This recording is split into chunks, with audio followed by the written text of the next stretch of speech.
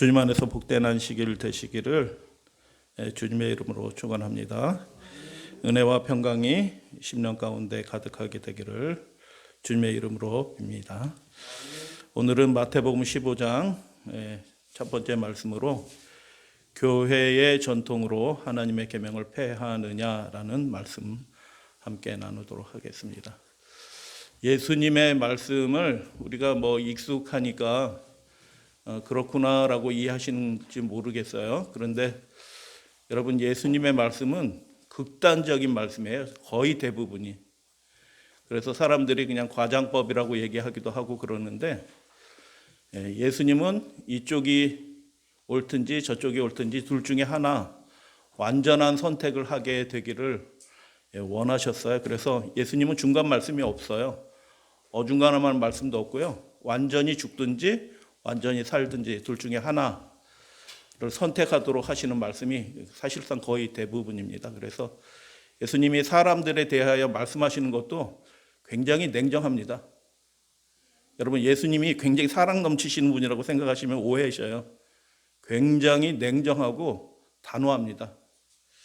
그래서 예수님에 대한 인상을 우리가 똑바로 성경을 읽을 때 알으셔야지 그 말씀하신 의도와 의미들을 깨닫는데, 예수님을 마냥 좋으신 호인, 좋으신 분으로만 이해하시면은 예수님이 말씀하신 그 의도를 올바로 이해하지 못해요. 오늘도 마태복음 15장의 말씀 살펴보겠는데, 극단적으로 말씀하셔요. 극단적으로. 왜 그렇게 극단적으로 말씀하시는지 함께 살펴보도록 하겠습니다. 5가지 내용이 있고 오늘은 첫 번째 시간 함께 나누겠습니다. 15장 1절에 그때, 마태복음에서 이제 그때라고 시작하는 부분은 앞의 내용하고 연결되는 내용은 아니에요. 그들의 화법을 이해를 하셔야 돼요. 연속이 아니라 그때 이런 일들이 벌어졌습니다라고 하는 독립적인 또 다른 사건이 시작되는 첫 어구예요. 그래서 앞에 얘기는 연속으로 이렇게 생각하시면 안 되는 거예요. 그때 이런 일이 벌어졌다라는 얘기입니다. 바리새인들과 서기관들이 예루살렘으로부터 예수께 갈릴리에 계시니까 주로 활동하면서 나와 이르되 당신의 제자들이 어찌하여 장로들의 전통을 범하나이까. 떡을 먹을 때, 식사할 때죠, 손을 씻지 아니하나이다 라고 이야기합니다. 여러분, 밥 먹을 때 손 씻고 드셔요? 아니면 그냥 드셔요? 안 씻을 때도 있고. 근데 유대인들은 어떻게 할까요? 손을 씻을 뿐만 아니라 밖에 나갔다 오면 목욕을 합니다. 무조건 목욕하고 식사합니다. 여기에 계신 분들 중에서 식사하기 전에 목욕하시는 분은 아무도 없을 거예요. 철저하게 합니다. 그래서 손을 씻지 않고 먹는 것을 상상할 수도 없어요. 사실은 다 그렇게 하니까. 근데 제자들과 예수님은 바삐 사역하시고 어떨 땐 형편이 안 돼서 손을 씻지 않고 먹기도 하였던 것으로 보여요. 그래서 그 모습을 본 예루살렘 종교의 중심지인 예루살렘으로부터 온 종교인들이, 바리새인과 서기관들이 예수님한테 핀잔을 주는 거죠. 당신의 제자들이 어찌하여 장로들의 전통을 범하며 떡 먹을 때 손을 씻지 않고 밥 먹을 때 어떻게 손도 안 씻고 목욕해도 시원치 않을 때인데 손도 씻지 않고 밥을 먹냐. 마가복음에 보면 목욕하는 얘기가 나옵니다.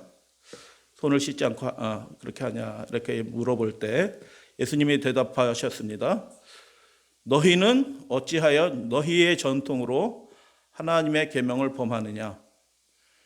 그것에 대해서 설명하는 것이 아니라 그렇게 하나님을 잘 섬기고 하나님의 율법과 율례를 잘 지킨노라라고 이야기하는 너희들은 하나님의 계명을 범하고 있다라고 말해요. 그래서 여기에 장로들의 전통이 있고요, 하나님의 계명이 대조가 됩니다.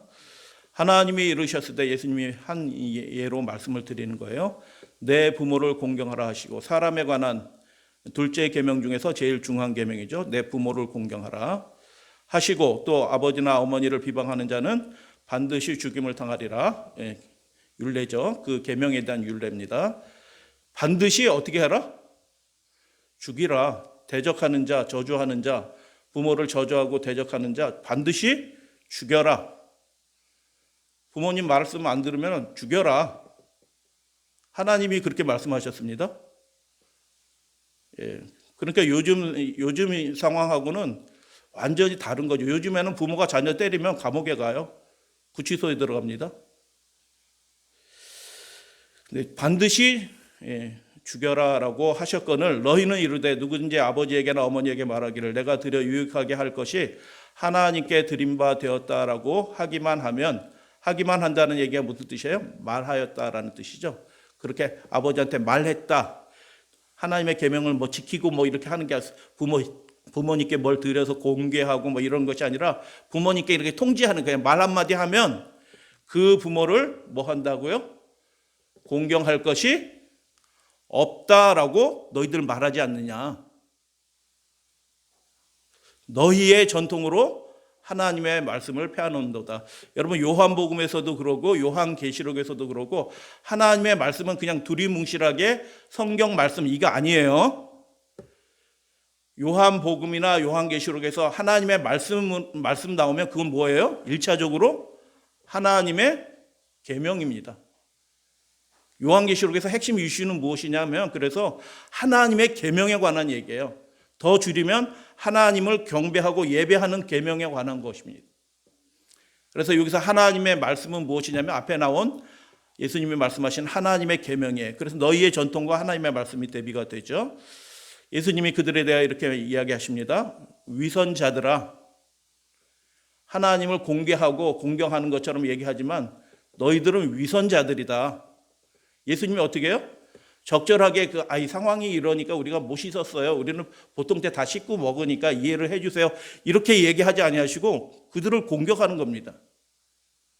이 공격하는 의도가 모든 그리스도인 믿노라고 여겨하는 사람들의 삶 속에서 다시 한번 생각해 봐야 될 핵심적인 어떤 것을 말씀하고 계셔요.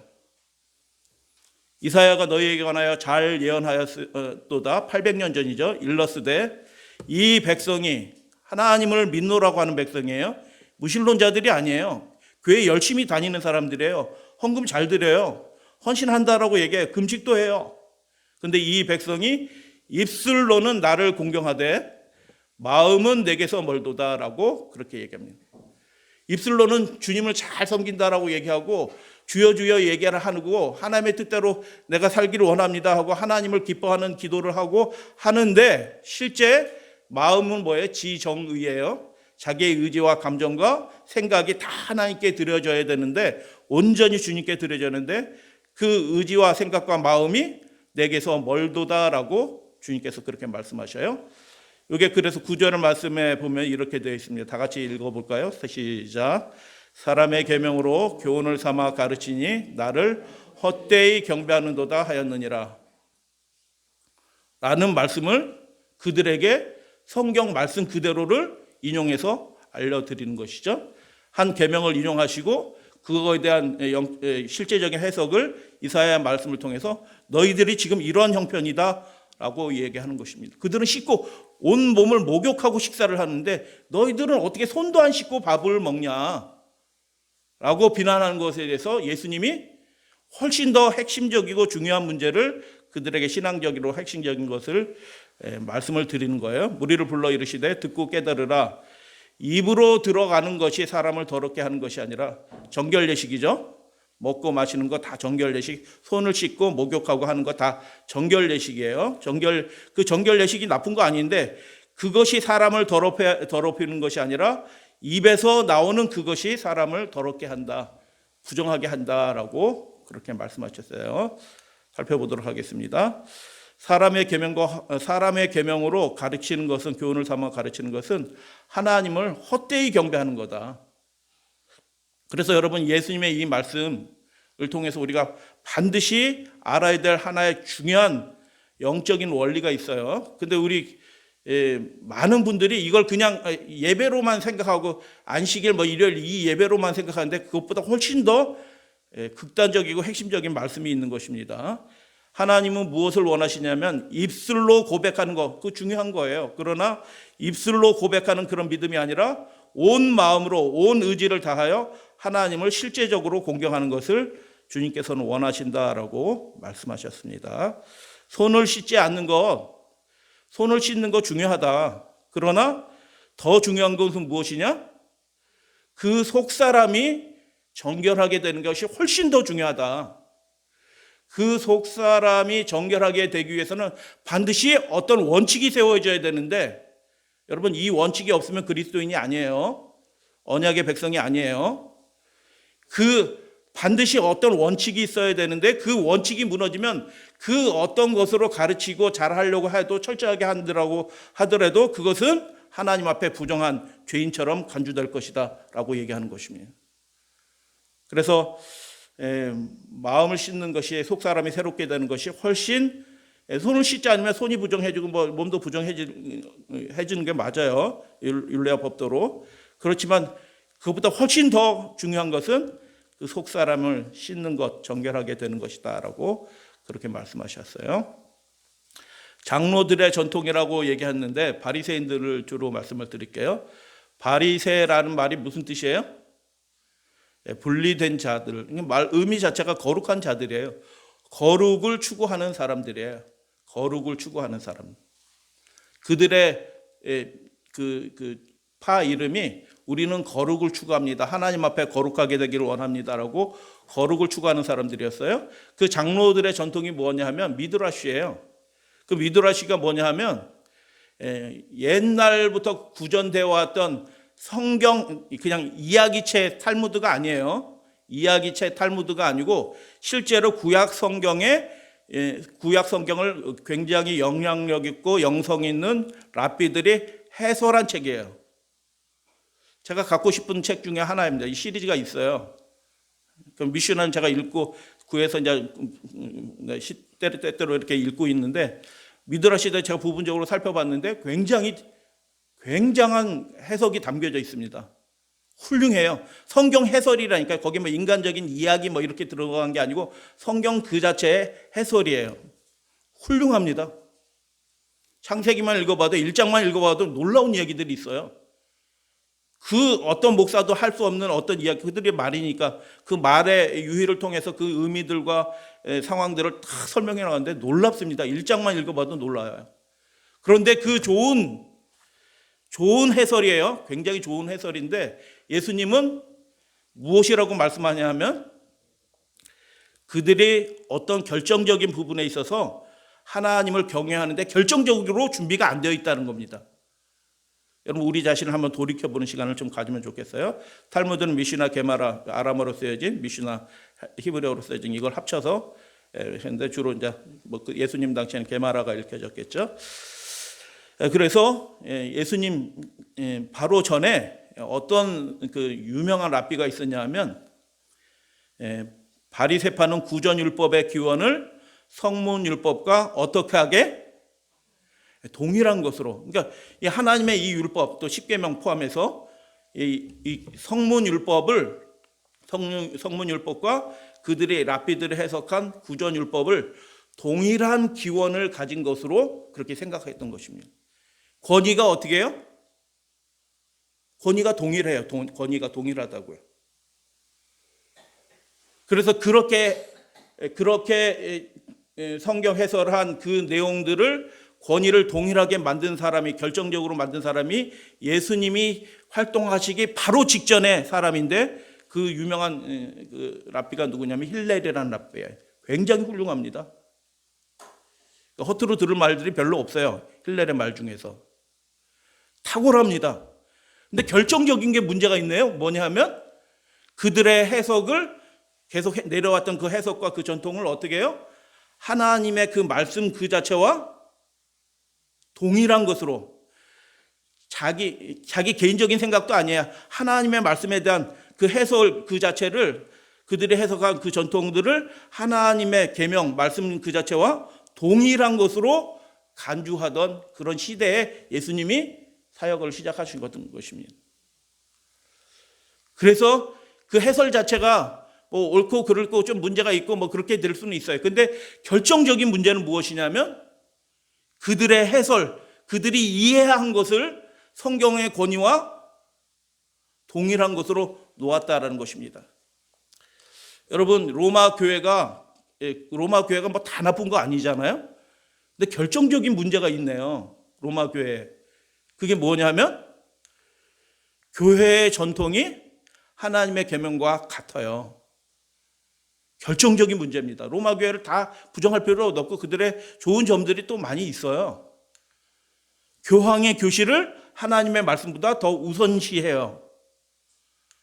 그래서 하나님의 나라, 예수님은 하나님의 나라를 세우시러 오셨는데 하나님의 나라의 핵심이 뭐예요? 하나님의 법이에요. 근데 하나님의 나라의 핵심이 로마 교회 입장으로서 가면은 하나님의 나라는 어떤 나라예요? 로마 교회예요. 동치가 되는 거예요. 그래서 그들의 명령과 교훈을 따르지 않으면 어떻게 해요? 하나님의 나라의 대적자들이에요. 마귀 사탄인 것입니다. 그래서 이단자들을 그렇게 죽이는 이유들이 뭐예요? 그들은 하나님의 나라의 대적자가 되는 것입니다. 뭐가 문제가 있어요? 결정적인데 문제가 있는 것입니다. 어떤 것이 옳고 그르고 부분적 옳고 그름의 그런 문제가 아니라 결정적인데 문제가 있는데 자기의 생각을 자기의 해설을 하나님의 말씀과 하나님이 직접 기록해 주신 그 계명과 어떻게 해요? 같은 것으로 생각하는 것입니다. 그래서 굉장히 중요한 영향을 끼친 힐렐이나 교황이나 이 세상적으로 얘기하면 마르크스나 이런 사람들의 공통점이 있어요. 큰 영향을 미쳤거든요. 근데 좋은 영향도 있어요. 그런데 결정적인 문제가 있는데 무엇이에요? 자신의 말을, 자신의 생각들을 절대적인 것으로 간주한 것입니다. 교회에서 문제가 생기는 이유가 뭘까요? 교회에서 분열이 생기는 이유가 뭐예요? 자신의 생각을 절대적으로 생각하는 겁니다. 타협하지 않는 거예요. 그게 계시받은 생각도 아니고요.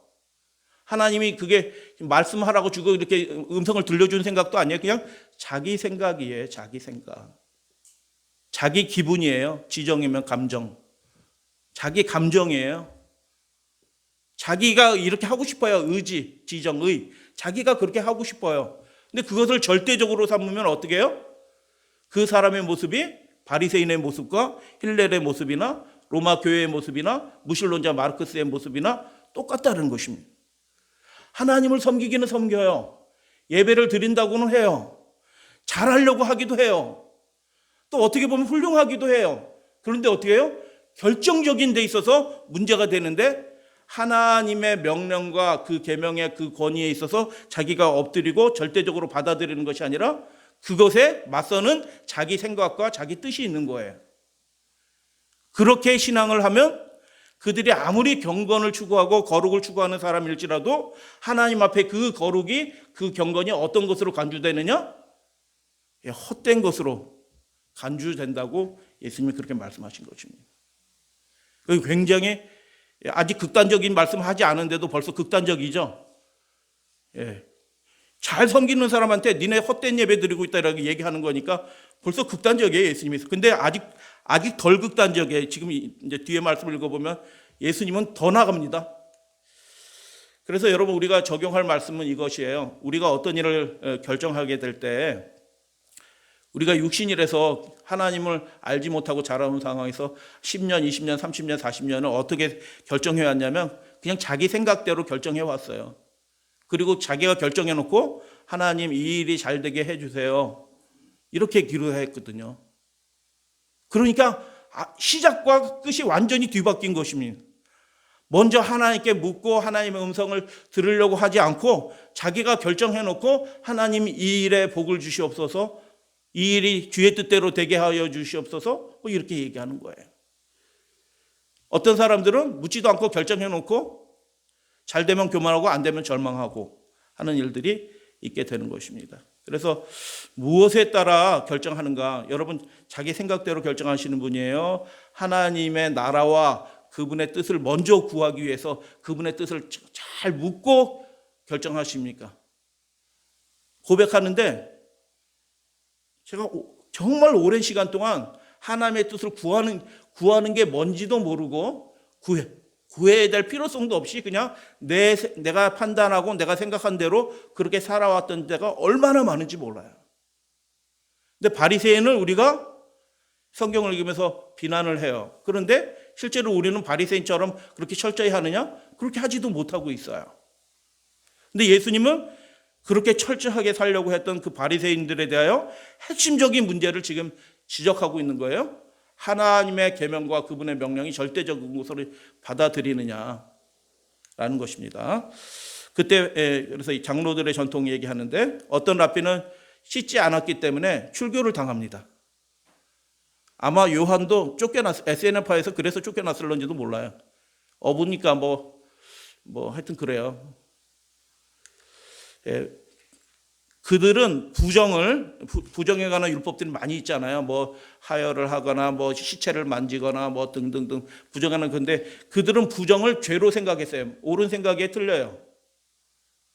성경에 보면 부정과 죄가 겹쳐서 동일한 개념으로 반복적으로 이렇게 나와요. 그 생각 자체가 틀린 건 아니에요. 부정을 죄로 생각해서 손 씻지 않는 걸 그래서 왜 우리 생각하면 그 별로 중요하지도 않은 것 같은데 왜 그렇게 얘기할까요? 그게 하나님이 명령하신 거기 때문에 그 부정에 관한 율법도 범하게 되면 죄라고 생각했던 것입니다. 철저하게 생각한 거예요. 그래서 생활 전반에 부정을 피하려고 노력을 많이 했어요. 경건하려고 노력한 것입니다. 바리새인과 세리의 비유 여러분 그냥 막 읽으셨을런지 혹시 모르겠어요. 그런데 거기서 굉장히 중요한 표현들이 예수님이 하신 말씀에 중요한 표현들인데 우리는 그냥 쑥 읽고 넘어가서 그게 의미를 몰라요. 그런데 오늘 말씀과 부분적으로 연결하면 바리새인은 회중들과 세리와 따로 기도한 게 아니고요. 바리새인은 회중들과도 따로 기도했어요. 회중들이 이렇게 있는데 기도하러 오후 3시에 기도하러 속죄 기도를 하러 왔는데 회당에 또는 성전에 왔는데 회중들하고도 따로 서서 바리새인은 기도하는 겁니다. 왜 그랬을까요? 따로 서서 기도하다 이렇게 돼 있어요. 왜 따로 서서 기도해? 바리새인은 같은 동네 사람하고 같이 같은 신앙 공동체 하나님을 섬기는 같은 믿음을 가진 사람인데 따로 서서 회중들이 이렇게 있으면은 그 사람이 앞에 나와가지고 따로 서서 기도를 하는 거예요. 왜 그래요? 회중들이 죄를 범한 부정해진 사람이 혹시 있을지도 모르는데 그들 가운데 섞여 있으면 내가 부정해진다. 부정은 접촉되면서 부정이 옮겨지잖아요.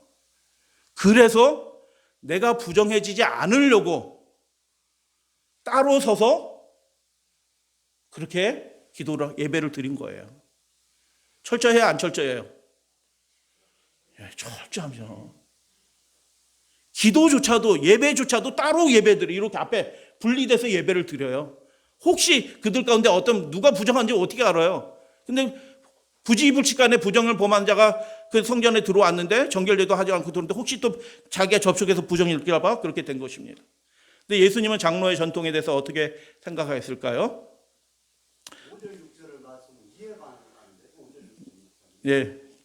계속 말씀드리겠습니다. 너희는 어찌하여 너희의 전통으로 하나님의 계명을 범하느냐. 그래서 예수님이 10계명 하나 인용하셨죠. 제 5계명입니다. 내 부모를 뭐하라? 선택 상황인가요? 이게 선택 상황이 아니에요. 예수님은 십자가에 달려 돌아가시면서까지 그 부모의 그 이후의 생애를 염려하고 걱정하셨어요. 출애굽기 21장 말씀 읽겠습니다. 시작. 자기의 아버지나 어머니를 저주하는 자는 반드시 죽일지니라.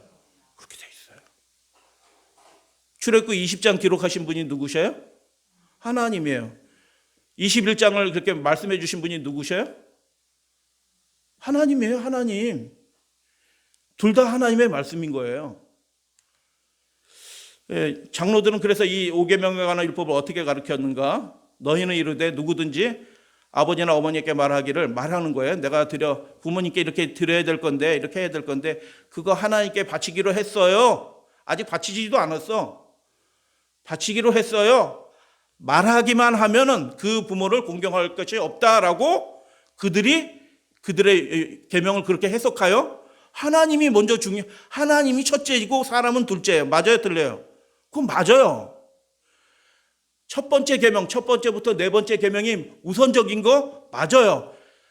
내 이웃을 내 이웃을 내 몸과 같이 사랑하라는 계명과 같지 않아요. 여러분 그 마태복음에 있는 그 글들을 잘 읽으셔야 돼. 같지 않고 첫 번째 계명이 더 중요한 거고요. 그 다음은 이것이니 내 이웃을 내 몸과 같이 사랑하라 하였나이다. 이렇게 된 거예요. 다른 거예요. 자꾸 같다고 이렇게 성경을 읽는 분들이 계셔요. 그러니까 믿음이 엉터리 믿음이 되는 거예요. 하나님께 최선의 예배를 드려라, 경배를 드려라. 그게 첫 번째 계명이에요. 그렇기 때문에 하나님께 드린 바 되었다 하면 그게 첫 번째입니다. 그런데 그렇게 말하기만 하면 어떻게 한다고요? 부모를 공경할 것이 없다. 약간 이상하네, 그죠? 예, 이렇게 드렸다고 하면서 그렇게 하는 거 중요한데 그렇다고 두 번째 계명이 없어지는 거예요? 그렇지 않죠. 그래서 뭔가 문제가 있는 겁니다. 잠깐 살펴볼 거예요. 그렇게 말하였죠. 마가복음 7장 고르반이라고 얘기했다. 그들을 말이에요. 고르반 하면 하나님께 드린 바 되었다는 뜻이에요. 고르반 말도 간단하네. 한마디만 하면 돼요. 이거 고르반 이렇게 하면은 부모한테 아무것도 안 하는 거예요. 그래서 부모 마음대로 자식이 그렇게 한마디 선언하면은 그 부모가 그걸 쓰려고 해도 쓸 수 있어요, 없어요? 못 쓰는 거예요. 하나님을 대적하는 자가 되어버리는 거니까. 그리고 어떻게 해요? 정작 다른 사람은 그걸 또 이용할 수도 있어. 의무가 없어졌다라고 얘기합니다. 그들이 고르반 하면서 부모 공경할 것이 의무가 없어졌다. 하지 않아도 된다라고. 그거 걱정하지 않아도 돼. 하나님께 드려진 바 되니까 그것으로 의무가 다 없어진 거야. 이렇게 얘기를 하는 거예요. 잠언 28장 말씀 제가 읽어드리겠습니다. 부모의 물건을 도적질하고, 혹시 여러분 그러신 적 있으시나요? 부모의 물건을 도적질하고 죄가 아니라 하는 자는 멸망케 하는 자와 자의 동류이니라. 그러니까 부모를 공경하는 것이 굉장히 중요한 것이죠. 손을 씻지 않는 것을 죄 취급했어요. 넓게 해석하면 그게 맞는 얘기예요. 하나님의 말씀이니까. 부정에 관한 손을 씻는 것도 그만큼 중요하다라는 거예요. 그런데 이 상황은 어떻게 해요? 예외 없이 극단적인 상황으로 그들은 그렇게 해석을 한 거예요. 그죠? 몸을 씻어야 되는데 손을 안 씻고 밥을 먹는다? 있을 수도 없죠. 그런데 어떻게 해요? 내 부모를 공경하라는 것은 고르반 하면 의무가 없어진다고 얘기해요. 이게 무슨 뜻이에요? 율법을 극단적으로 상대적으로 무효화시키는 그런 말인 것입니다. 그러니까 그들의 생각이 어떤 생각이에요? 굉장히 철저하게 하는 것처럼 보이지만 정작 중요한 것에 있어서는 여러분 우리가 사소한 거는 하나님의 뜻대로 잘해요. 동의하시나요? 근데 정말 중요한 문제는 자기 뜻대로 하지 않나요? 하나님의 뜻대로 하나님의 명령대로 하지 않고 이건 내 인생의 결정적인 문제니까 하나님의 계명이 어떻게 돼 있든지 나는 이걸 꼭 해야겠어 하고 그렇게 하지 않나요? 율법을 극단적으로 무효화하는 일을 동시에 하고 있는 것입니다. 예수님이 이 말씀을 통해서 그들의 영적 생활에 결정적인 것을 이렇게 말씀하시는데 그거예요. 실수하고 잘못하는 것에 그런 문제가 아니라 그들이 하나님의 말씀을 받는 데 있어서 원칙을 받아들이는 데 있어서 결정적인 문제가 있는 거예요. 굉장히 거룩하게 산 거 맞아요. 영적으로 훌륭해요. 그러나 결정적인 문제가 있어요. 그 결정적인 문제 때문에 어떻게 해요? 하나님을 하나도 경배하지 않는 것처럼 똑같은 상태다라고 예수님은 그렇게 말씀하시는 거예요. 신앙생활이 그냥 교회 그냥 왔다 갔다 하는 것이 신앙생활은 아니라고 말씀하시는 겁니다. 예수님이 하나님의 계명을 범했다라고 얘기합니다. 그 상태를 하나님의 말씀을 이렇게 무효화하는 것을 하나님의 말씀을 폐했다라고 얘기합니다. 그런데 어떤 분들은 교황은 당연히 그러고 개신교 선교사들도 선교지에 가가지고 성경 쪽번역으로 이렇게 번역하잖아요. 쪽복음으로 번역하는데 10계명 번역해서 나눠주는데 뭐라고 번역해서 나눠줘요? 네 번째 계명 주의를 지키고 이렇게 해서 번역해서 나눠주거든요. 어떻게 사람일 뿐인 죄인일 뿐인 사람이 하나님이 기록해 주신 그 말씀을 자기 마음대로 바꿀 수가 있어요. 무슨 생각으로 그렇게 하는 거예요? 이거 어마어마한 일인 것입니다. 바리새인이 그 5계명을 하나님을 공개한다라는 그 핑계로 어떻게 해요? 무효화시키는 것보다 훨씬 더 큰 죄가 범해지고 있는 것이에요. 하나님은 안식일을 기억하여 거룩히 지키라라고 분명히 그렇게 그분의 손가락으로 친히 써서 주셨는데 주의를 지키고 그걸 마음대로 바꿔요? 있을 수도 없는 일들을 자행하면서 어떻게 해요? 하나님 사랑해요. 주여 이 나라가 하나님의 나라가 되게 하소서 하고 막 눈물을 흘리면서 기도를 해요. 사소한 거는 잘 주님을 사랑한다고 얘기해요. 근데 결정적인 순간이 되면 자기 뜻대로 다 하는 겁니다. 그건 양보하지 않고 자기 생각, 내가 죽을 것 같으니까 하나님이 한 번만 익스큐즈 한 다음에 자기 뜻대로 해.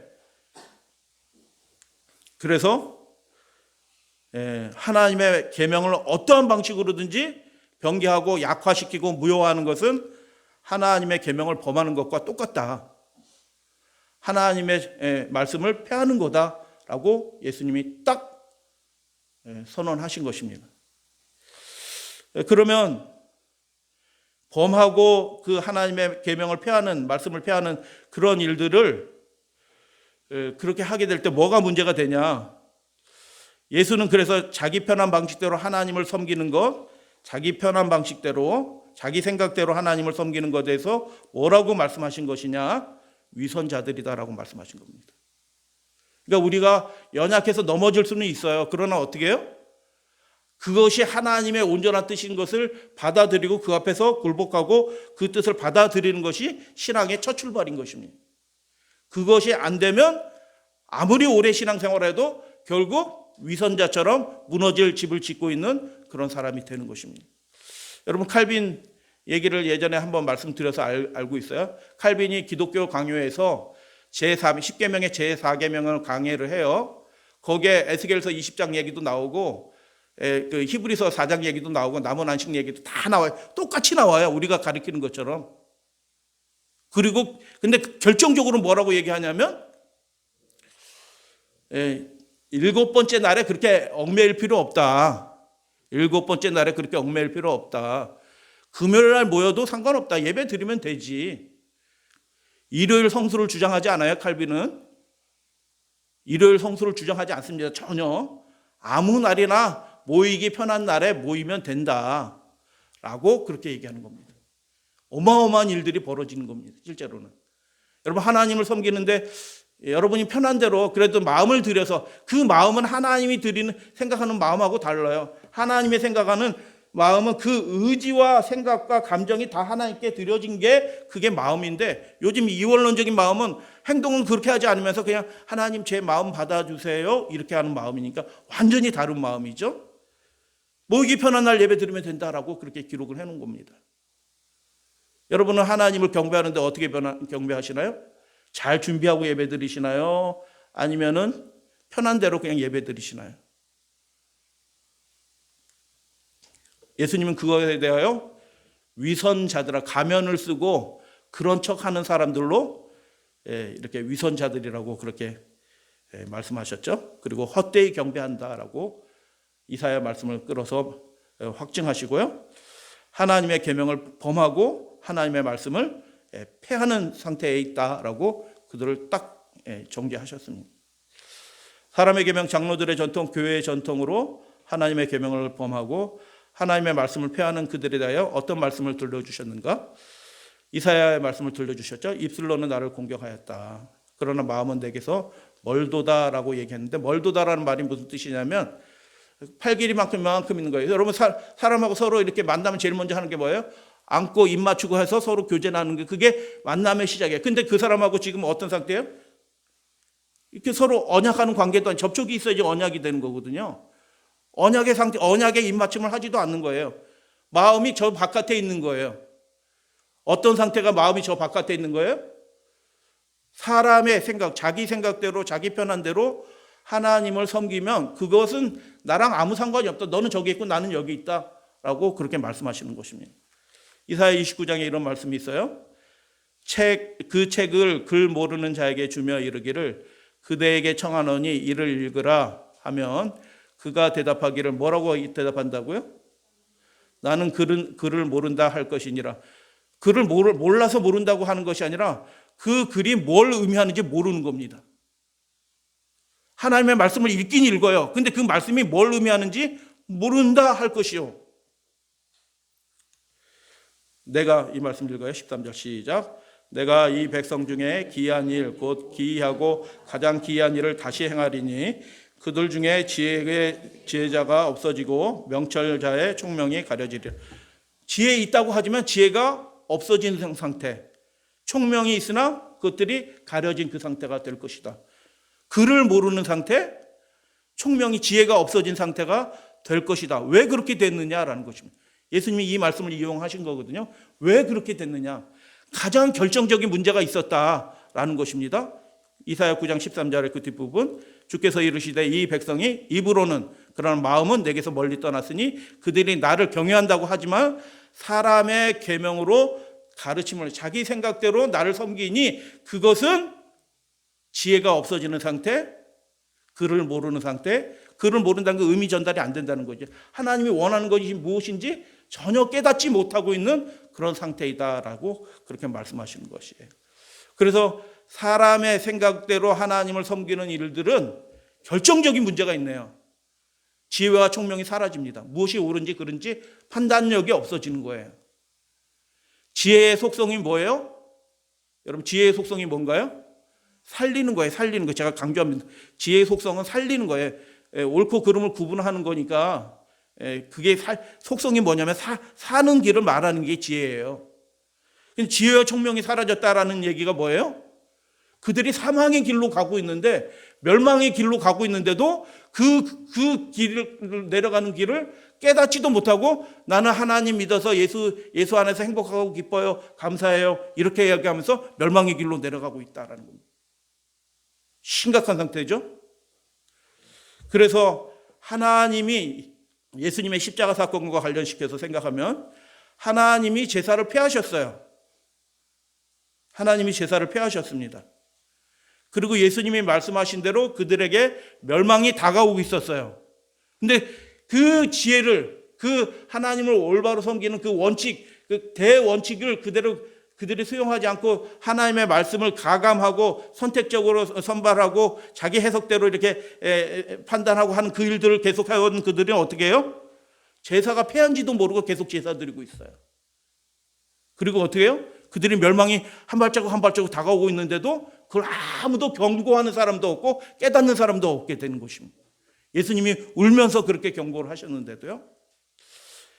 이사야 6장 9절에 이런 말씀이 있어요. 여호와께서 이르시되 가서 이 백성에게 이르기를 너희가 듣기는 들어도 깨닫지 못할 것이요 보기는 보아도 알지 못할 것이다. 슬픈 일인 것입니다. 성경을 아무리 보고 많이 연구를 했는데 하나님의 뜻을 몰라요. 하나님이 무엇을 원하시는지도 몰라요. 자기가 생각하는 대로 하나님이 원하시는 바를 생각해 놓고 거기에 맞춰서 살고 있는 거예요. 바리새인이 그렇게 했고요. 로마 교회가 그렇게 했고요. 칼빈이 그렇게 한 것입니다.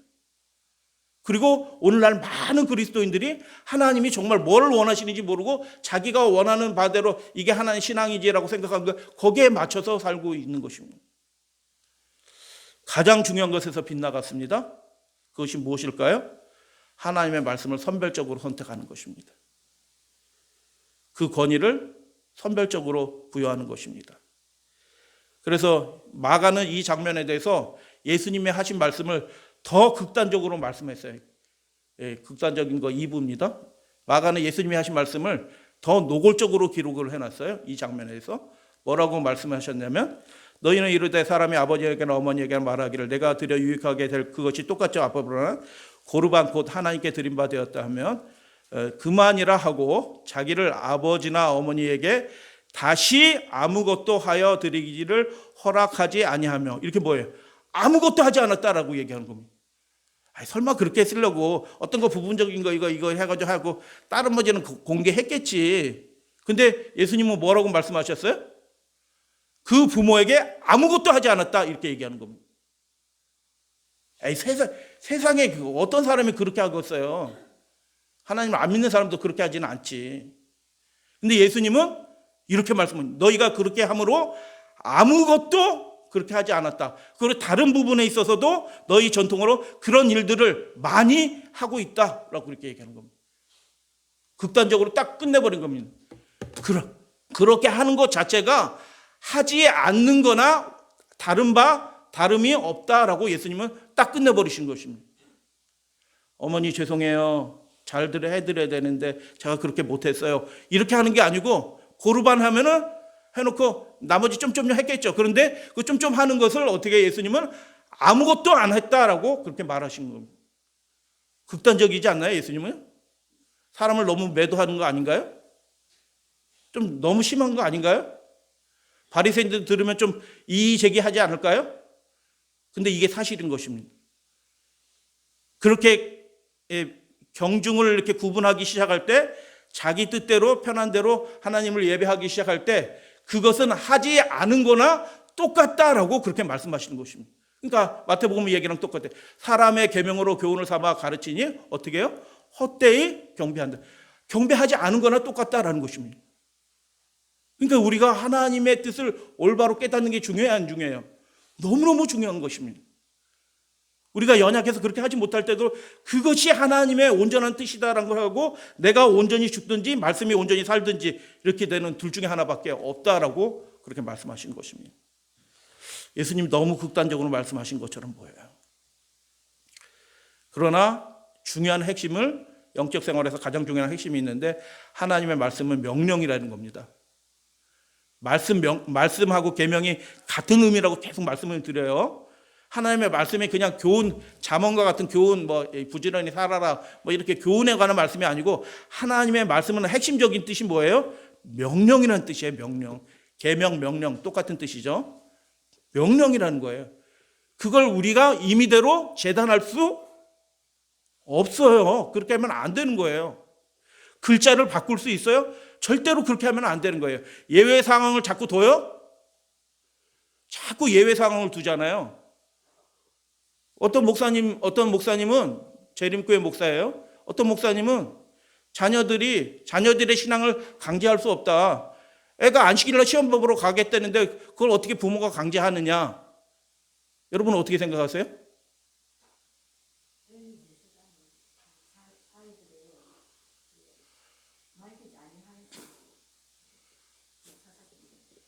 네네. 예, 인본주의입니다. 인본주의. 그렇게 학교에서 가르치지는 몰라도, 저에게도 그런 얘기를 하더라고요. 서울대학교 나와가지고 운동권 하는, 지금 무슨 당 만들려고 하는 어떤 좌파 운동하는 분이 서울대학교 나와가지고 미싱 재봉사로 취업을 해가지고 이 나라 혁명을 위해서 지금 30년, 40년 해왔던 사람들이거든요. 아, 목사님은 신앙이 훌륭한데 자녀들한테도 그렇게 강요하지는 않죠?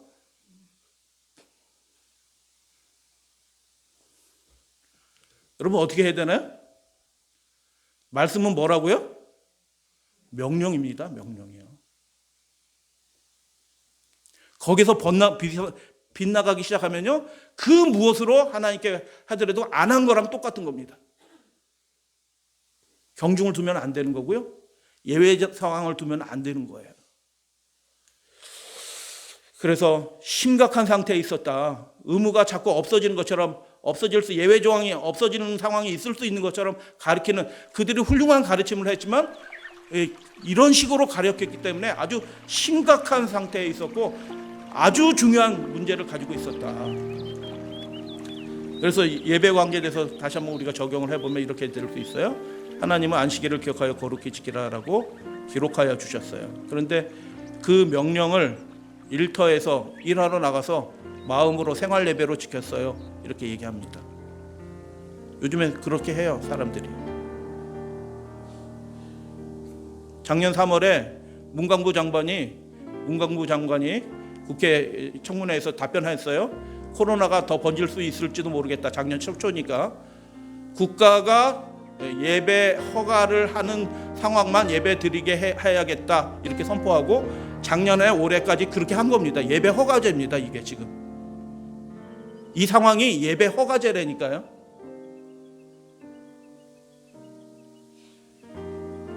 형편에 따라 예배 드리면 돼요. 주일을 지켜야 돼요 라고 함으로 하나님의 계명을 범하는 것입니다. 이것은 굉장히 심각한 상태입니다. 영적으로 얘기하면 배도 상태입니다. 이게 요즘에 그런 일들이 마구 범해지고 있는데 그거에 대해서 경각심을 갖는 사람들이 거의 없어요. 그냥 자기 편한 대로 예배 드리는 겁니다. 가장 중요한 핵심에 있어서 원칙에 굳게 서지 못하고 있는 겁니다. 사람의 전통으로, 너희의 전통으로 하나님의 계명을 범한다라고 말씀하셨어요. 너희의 전통으로 하나님의 말씀을 폐한다라고 말씀하셨어요. 너희의 전통이 뭐 여러 가지가 될 수 있어요. 교단의 전통으로, 또 뭐예요? 국가의 명령으로, 다양한 것이 들어올 수 있어요. 하나님의 말씀을 약화시켜요? 하나님 예배하는 거 어떤 것들을 타협을 해요? 그렇게 할 수 있나요? 그걸 예수님이 뭐라고 말씀하셨어요? 그런 것이 뭐 손 씻고 안 씻고 뭐 이런 문제가 아니고, 그렇게 하는 그것이 그 사람을 죄 가운데 떨어뜨리는 것, 부정하게 떨어뜨리는 것이다라고 예수님이 선언해 버리신 것입니다. 그러니까 요즘 교회는 사실 거의 교회가 아닙니다. 연약할 수는 있어요, 교회가. 그런데 그 기준을, 원칙을 무너뜨리고 교회를 세우려고 해요. 그 교회는 가짜 교회입니다. 예수님은 하나님의 계명에 대해서 뭐라고 하셨을까요? 이제 마지막 말씀이에요. 예수님이 하나님의 계명에 대해서 뭐라고 말씀하셨는지, 우리가 이 말씀을, 정말 중요한 말씀이죠. 다 아시고 계신 말씀인데요. 다 같이 읽고 오늘 예배 말씀 마치겠습니다. 시작. 나는 하나님의 계명이 영생인 줄 아노라. 아멘. 예수님의 원칙입니다. 이것이 우리의 신앙의 원칙이 되어야 되는 것입니다. 예외 조항이 있어서는 안 되는 것입니다. 온전히 그 말씀에 우리가 굴복하고 순종하게 될 때 그 사람이 하나님의 나라가 되는 것이고 하나님의 백성이 될 줄로 믿습니다.